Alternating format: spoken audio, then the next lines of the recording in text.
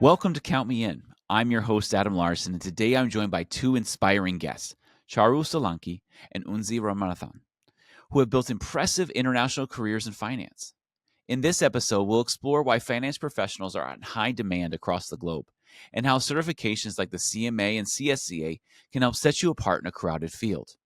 Charu and Unzi share their personal journeys from starting out in India and Dubai to making their marks in places like Hong Kong and the US. Along the way, they dive into practical insights on skills you need to thrive in the industry, from strategic decision making and risk management to the importance of the ability to adapt and continuous learning. We'll also talk about how to leverage your network, why staying ahead of technology matters, and how you can actively stand out as a global finance leader. Whether you're just starting out or looking to elevate your career, there's a lot to learn from their experiences. So stay tuned for a conversation full of advice, stories, and actionable takeaways.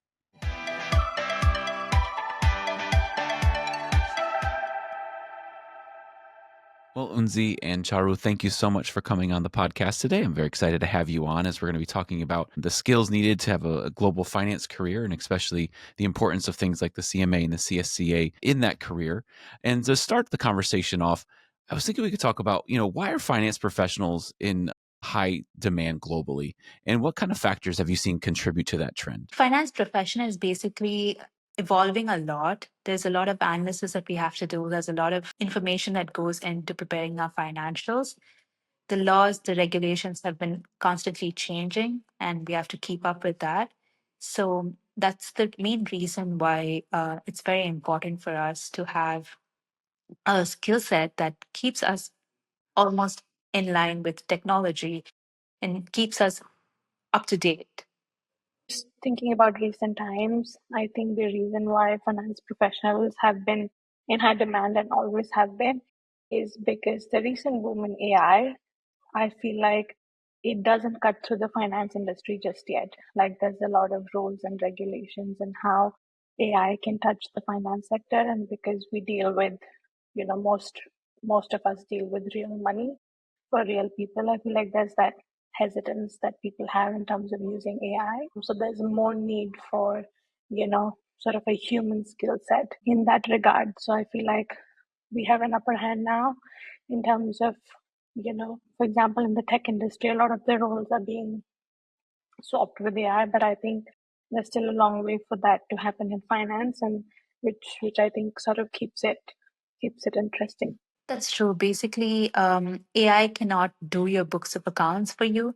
AI cannot accurately apply GAAP. AI cannot take or approve bank payments or set up bank payments because it's all sensitive information. Having such sensitive information needs a human touch, and not only a normal human touch, but it also needs like someone who's experienced and who has the skill set to actually get to the roots of all the causes. Basically, if you have a problem in finance, you cannot have anyone else solve it but a finance professional who's been having that skill set. That skill set is very necessary. You need to understand finance, you need to understand the root cause for a lot of issues. You need to understand the whole strategy of the company, understand the cash flow, the management of cash flow, because all of these things are the most important in our day-to-day of management of business. So you guys are both you are both certified management accountants or CMAs, and Unzi, you are also a CSCA, which is a certified strategy and competitive analysis certification. And how have you seen these certifications help you as you've grown in your careers? Yeah, I take that first. I think, Adam, in terms of the certification, I feel like it does equip you with the right level of skill set and knowledge that you need in the accounting world. I think it sort of refreshes all the concepts and gives you a detailed understanding of the various concepts that you might use day to day. The certifications also have a good way of testing your competency in a way that applies to the real world. It's not, it is theoretical, but the way I think the curriculum and the exam is structured, it sort of tries to test you and prepares you for the real world. More than that, what I feel gives you an edge is just having those certifications over your colleagues, because it does show to your management and to anyone who's hiring that you've put in that extra effort to sort of deepen your understanding or get that extra edge over your colleagues. So I feel like just having those certifications on your resume or on your file sort of builds your case for someone who's more proactive, someone who's more involved with the industry. And I think that's where you sort of gain the extra edge with both the CMA and the CSCA certifications. I'd like to add here that one great biggest advantage of CMA is that you can do it when you're in university. You don't have to complete your graduation to do it. And I took advantage of that because I wanted to take another professional certification. I went through all the testing and everything. I wasn't eligible. And I decided, okay, fine, I'm eligible for CMA. I'll take that as a stepping stone and I'll give myself that extra time to go through CMA. I did it when I was in my first, second year of my college. So I was like very new to this. So I did it in my first, second year of university. So it was very helpful for me because it helped me in my studies. It helped me graduate with a CMA certification, though I've not like completed the work experience. But once I complete the work experience, I'm good to go. And I showed that as a stepping stone for me to get a job outside. It was recognized in multiple countries. I got an offer from Dubai, and I was able to take up a career in Dubai. I moved to Big Four later, so I was able to take that CMA certification that I've done it almost while I was in college, and that has helped me to actually step up my career little by little by little. So I completed my CMA in college. I graduated. 2 years later, I got my CMA certification with the experience. And then I got promoted. I got into a big four company. And then while I was working in a big four company, it's just like I always make fun of CSCA saying that it's like a booster seat. When a child grows up, it's a booster seat. So it was like a booster seat for me because I was already in a position in my career where I could also help in strategical decision making and try to bring that to focus. So that really helped me, CSCA, having a certification, how to look at things. That really helped me as well in my career growth. Maybe we could talk a little bit about some of the skills or competencies that you've gained and that you've been able to apply that you gained through the different certifications that you in your. Yeah. So basically, like the CMA itself covers a lot of your finance related certifications, ethics, and ethics like is at a very young age when you're starting CMA, ethics, like, that's like your base. So you start off with that, and then CSCA, how do you do comparative analysis? How do you do strategical decision making, people related decisions? All of that comes in CSCA. So the merger of these two is just like a perfect, like it's like a perfect meal. It has all the spice and the salt and everything. It's perfect. So that's why it really stands out. The skill sets right now, CMA has evolved. When I studied CMA, it's like almost 10 years ago. Right now it's like it's evolved. Like, right now we have technology in CMA. We have a lot of new technologies that's being like, covered under the CMA syllabus, which was which was like, as the technology is growing, the syllabus keeps getting updated. It's not like you're just doing the same level of courses every time. Your course gets updated regularly for improvements and the market conditions, what is in trend right now in the market, what are the skill sets that is actually required for finance professionals. And I always tell the same thing. If you don't outskill yourself, so I'll repeat that again. I always tell the same thing that if you don't upskill yourself again and again, you would be out of, I don't know why I'm feeling, why I'm feeling so nervous. Okay. If you, I always tell this, if you don't upskill yourselves regularly, I always tell this, if you don't upskill yourself regularly, technology will outsmart you. You need to upskill yourself. That's very, very important. For me, continuous learning has been key. Every year, I take up a certification, I take up a course, I take up something because that keeps me relevant. And like, if I see like from the year I graduated till today, every year I've done a certification, not just to add something to my name, but to gain the skill sets that's very important in our day to day work. Yeah, I'd like to add that I think the core skills that you gain when you take up these certifications are analytics. I feel like that's one skill within the world of finance that you need to always have under your belt. Unfortunately, all of our undergraduate programs don't give you that first-hand experience on cost analytics or any type of management analytics that can help you take more strategic management decisions. So I feel like those skills are very helpful when I took up the CMA just in addition to my undergrad, and that sort of helped me gain an edge over my colleagues when I joined my first role, which was as a cost accountant for real estate business. So, you're dealing with a lot of numbers, you're dealing with a lot of details in real estate. And so the CMA sort of helped me put a structure to it because I did know the different types of um, analytical tools and analytical theories that I could apply to those numbers just right out of uni, which was not expected. But I think that gave me an edge. The other more important skill that I feel all finance professionals should have and that these certifications equip you for is risk management. They sort of tell you or give you the right tools to analyze risk, which might not be apparent in the numbers or which might not be apparent in the conversations you may have. And I think it's up to us as finance professionals to always highlight the risk that your numbers might be telling you, and analyze that and present it in a way that management can make more informed decisions, knowing the risks that lie within the business. So I feel like those two key skill sets, cost analytics and risk analysis, sort of help develop a nice base for you to be able to take better management and strategic decisions, which is what you eventually have to get to as you grow in your career. Yeah, and we have like regular CPE events where you meet as a chapter. I mean, like for a person who's in their early 20s or like who's just finished CMA out of school, just to do that and meet people who have like 50 years of experience and both of them come together, think together. That's like that's something that no school can teach. Like it's very, very important. I met a lot of connections through those chapters. I volunteered as a board for those chapters. This has been like, a key to making connections basically. Connections is the next AI. It's basically the next AI. You need to have connections.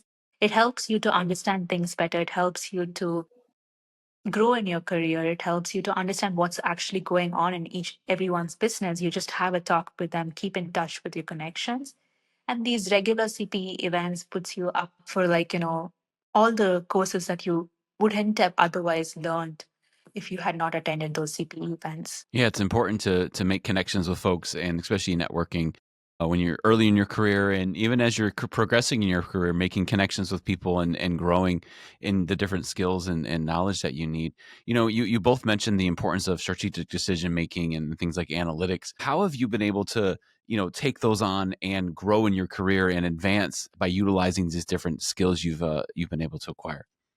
So I think, Adam, just leaning on from the last response, these certifications, I think they equip you in a way by giving you the kind of exposure, the kind of practical exposure that maybe an undergraduate program cannot. So I think in terms of the skills that you mentioned, which is analytics and leadership, I think these certifications sort of help you in two ways. Number one is the way they test. I think it's a very interesting program, and the way they test for your knowledge is very interesting with certain questions. I think these certifications sort of help you gather and apply these skill sets in two ways. I think number one is the testing mechanism. I feel like, I've written a couple of different professional exams, and I feel like the way the CMA tests for your application of what you've learned, it really gives you that real life experience. So I think we have both sort of the more objective questions where you pick out multiple choice, and then you have the more subjective questions where you sort of, you're put in a situation and you respond to that situation as if you were, CMA. So I felt like that really helped prepare me for the real world, because that's typically how, when you're put up in a presentation, you're given a situation and you're like, find a solution for this, right?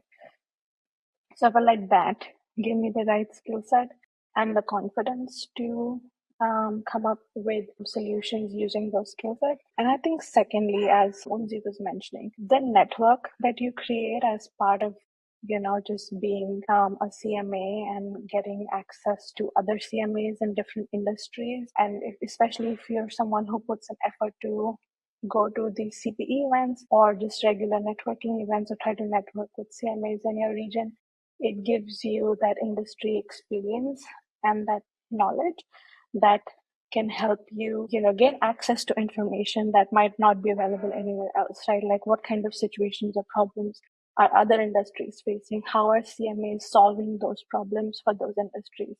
And sort of learning through that, which I think gave me an edge. I was part of the CMA Bangalore chapter, part of the organizing committee for a few years, which gave me access to a big network of CMAs in Bangalore.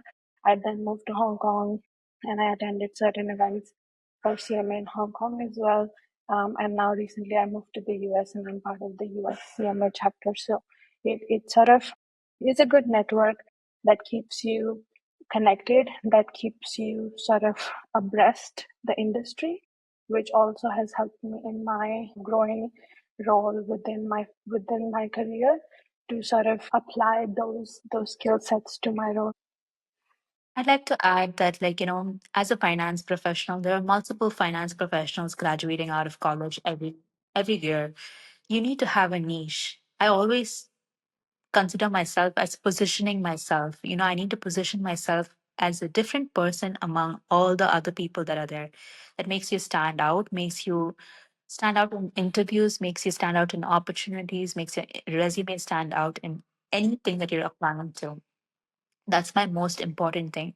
And CMA gave me that niche, having completed CMA at a young age, having done the CSCA, which is, as I said, my booster seat, and also like putting together this whole resume, which almost portrays the image that the person has gone through, like from basic of management accounting to a strategic level person, and the person is ready to take up challenges. So that's the picture that I want to paint out there. And these skills not only gives me the additional opportunity based on like the certifications, the names, and the niche that it places me in. It's a unique placing criteria. Like, it's a unique selling point for me. Like how we have USP for products, it's a USP for me as a person, as a finance professional, because I want to make myself stand out. And these certifications help me stand out. The biggest thing I could say is I studied in India. I moved to Dubai. I worked in Dubai, and then from Dubai I moved to US, and I'm working in the US right now, all within the same company. I got like into a big four company in Dubai, and then I got transferred to the US because my skill sets are a global skill set. It's not confined to a country. It's not confined to a region. The skill set is a global skill set, and you learn both US GAAP as well as the difference between US GAAP and IFRS and CMA, which is a very good niche because it helps you to survive in Middle Eastern countries. It helps you to survive in European countries. You could actually be anywhere because you have this global skill set. So you both started your career in one place and then moved to a few different countries as you've gone. Unzi, you had the opportunity to go within the same company. Charu, I don't know if you've been able to go or different companies, but how was that? How was that experience? Starting in one country, going to another country, and then going to another country, even in the same company or different companies. I can only imagine what that was like. From a cultural perspective of, okay, now I'm in a new place. I might be in the same organization, but each office has their own office politics, office culture, and then beyond that, you're in a whole different country where that country has their own cultures and things going on. So I wanted you guys, if you could talk a little bit about that experience. Yeah, being in an MNC, right? Like the culture is very multicultural. So you live with and work with multicultural people. Not everyone is from the same region. There's so many multicultural people. You work with GDS offices. You work with service centers that might be located in Philippines, might be located in India. You work with a group of people, and it's a full army that you're working with. So when you move from country to country, for me the biggest change was just a time zone. Like, before you were in India, you would wake up at their time and work to their time. And now I have to wake up maybe 10 hours earlier to talk to the Indian team. But like we just figure that out, and like working with global teams, basically like having to figure out the time when to have your meetings and how to talk, what is respectful, what is not respectful. I think that comes with a more multicultural environment. Like you need to understand what is respectful. In certain countries, something might be considered very disrespectful. You need to be very aware of that, and that's how you need to position yourself in every environment that you're working in. It's almost like you have to immerse yourself in that local culture to understand what you're going to be dealing with, and also just how to live and just go from day to day. Correct. You need to network with people who are local there, who are from there, just like, your office colleagues. And like, I always tell everyone, like, I moved to New York, and three questions that I get asked the most is the weather's been bad. How was your weekend? What are you doing for summer? And then go back to another country, they never talk about these three things. They talk about what are you going to have for lunch? Do you want to grab lunch? So it's kind of like every culture, every the questions, the starting conversations are totally different. Like, you need to keep up with that. In Dubai, you could walk very slowly on the road. Nobody would care because nobody's walking on the road. And then in New York, if I'm walking slowly, everyone's like, are you taking a stroll in Central Park? So it's kind of Yeah, like I would totally like to different, add, two I different think things. to Yeah. your Mm-hmm. question, Adam, I've also been with the same organization, moved to two regions with them. So it's been a similar experience as Unzi. I feel like the thing that stood out the most for me, actually, there are two things. One is definitely the work culture. So I started my career in India, where you're working with different regions globally, and your culture depends on the region that you cover. So if you work more with the Americas, your culture is more American. If you work with EMEA, your work culture is more European. But then I moved to Hong Kong, which lives in its own time zone of its own within Asia, because it's so far away from like the US or even EMEA, right? As that day was finishing up, the rest of the regions came on. So while for most of our work day, it was just us trying to manage the workload. And I felt like in Asia, people were really more systematic in their approaches. They were more operational, like they would be told, this is what you need to do from A to B, and this is what you need to do from B to C, and this is how you reach your goal. That's what they would follow to the T. Like there was very little room for innovation or changing something. If you wanted to make a change, it was so difficult. Like you'd have to take, I don't know how many approvals and convince how many people to like make a change, which was very interesting for me because in India that wasn't the case. In India, you talk to your manager, you talk to a few people, you can change the process if that's more efficient. So it was sort of a big change for me. And then cut to the US, it's so much more different. Like in the US, you are the decision maker, right? You can decide what you want the process to be. You can change it according to what the business needs are, what the client needs are, and it's so fast paced. You're not really waiting on a lot of approvals to make efficient changes. So I felt like that was a key theme I noticed through different regions, just because you work in an American company, how different regions behave, how the mindset of the work culture is. So I think that was a good learning curve for me. And the second thing is, man, the amount of admin tasks that you have to do to be able to set yourself up fully from scratch in a new country. For example, in the Americas, I was declined a credit card my first few months because I did not have credit history. And I was like, well, I've been working for 8 years, I earn a decent salary, and you're saying I can't have credit card. So it was a very different experience. But Hong Kong was totally different. In Hong Kong, you could set yourself up without having any prior credit, and money is very free flowing. Whereas in the Americas, it's a lot more restrictive to start if you don't have credit history, which was interesting to me. What I found interesting with both answers was that you have to be very adaptable wherever you are. And I know it's different when you're in one country and you're just maybe switching organizations. You still have to be adaptable, but the adaptability kind of grows to personal life, to even to something as simple as getting a credit card.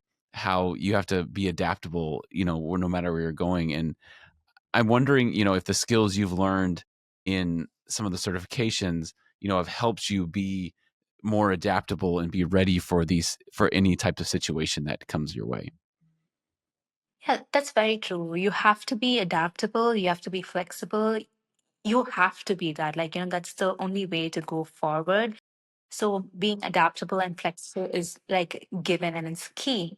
And the certification from CMA as well as CSCA tells us how to plan for change and change management. I think that's very important. Change management, right? Like, as they say, change is the only thing that's constant. And once, for me, it's you uproot yourself and then reroute yourself. I actually literally had to uproot myself from Dubai, where I had like a set career, I had like a set everything, friend circle, I had everything set there. Come to a country where I know no one, and then start from scratch. And here the timelines, the requirements from managers, everything is very different. So though you worked in it, like your reviewing way of reviewing work is very different. Like people would review your work differently in Dubai, people would review your work differently here. So you literally have to uproot yourself and reroute yourself. It's just like it's a total change that we have to go through.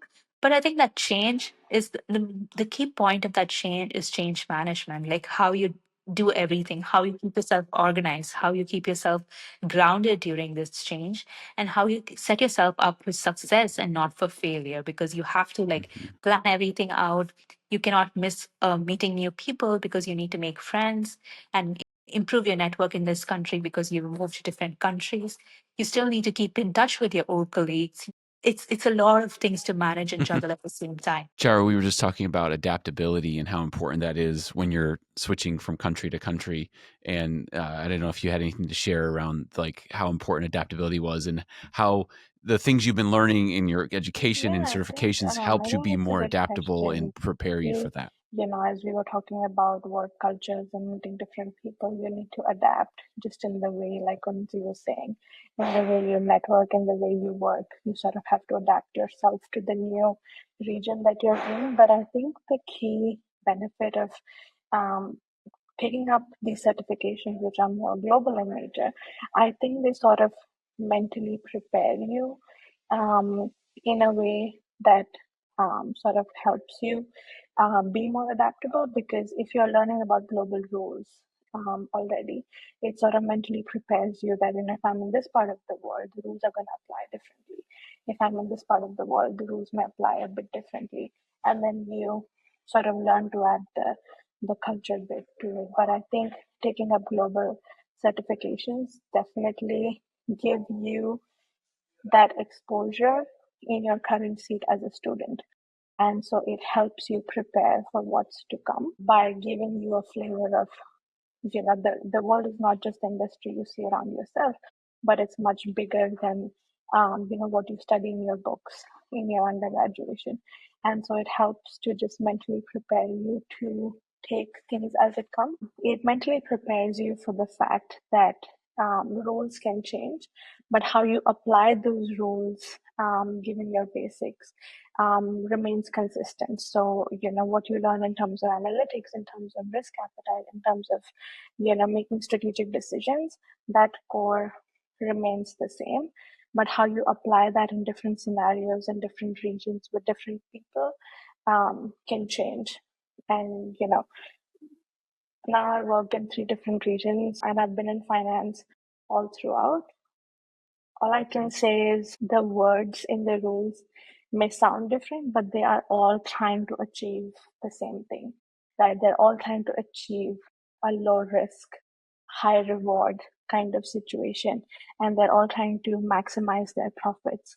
So that key of finance sort of remains the same, but I think these certifications equip you to apply those decisions in different aspects and give you that edge, over others. So this has been a wonderful conversation. I really appreciate you both coming on and kind of sharing your expertise. And I figure we could end the conversation with maybe just some actionable advice for an aspiring global finance leader, somebody who's listening to you and are inspired by your journey through in your current career, and maybe some advice that you'd want to give those folks if they were you could talk to them. Right?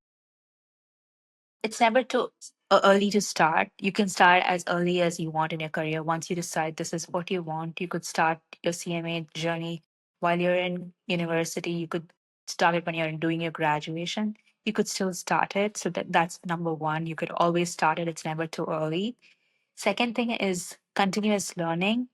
We have to continuously learn and upskill ourselves. Otherwise, technology will overtake us. The speed at which we learn and we grow our knowledge should be higher than the speed at which technology is growing. So that means we have to learn a lot, and that continuous learning is what keeps us relevant. So we have to learn a lot. Third thing, once you take up a certification, I think the most important thing is to be prepared, understand it. You're not going to get the same questions that you try in your practice exam. This is not school where you would possibly have 10% chances of getting it. None of your questions are going to be the same. You need to understand the concepts, take the concepts clearly, and then apply the concepts. Nobody's asking you to repeat what is in the book back in the. So that's one thing.